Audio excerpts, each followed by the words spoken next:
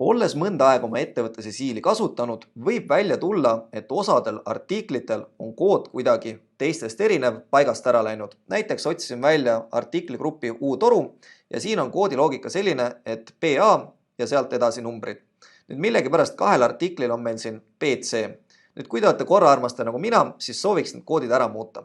Kuid juhul, kui artiklil on ka ajalugu, ei saa me lihtsalt ära kustutada ja uut artiklit teha, vaid me peame mingit muud lahendust kasutama. Ja selle jaoks on artiklikoodi muutmine.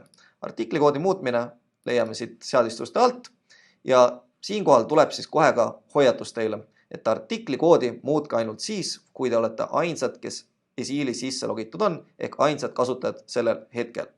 Ja kui me soovime koodi muutma, siis siia samasse üles kirjutame selle koodi, mida muutma hakkame, PC0 ja juba pakutakse esimene, sellele uue koodi anname PA 01 005 ja teiseks soovime ära muuta siis selle PC ja paneme talle siis PA 01 006. Vajutame muuda ning tuleb teavitus, et artiklikoodid on muudetud. Ja kui me nüüd vaatame artiklite nimekirja, teeme siin refreshi, siis näeme ilusti, et artiklikoodid ongi muudetud kogu ajaloos.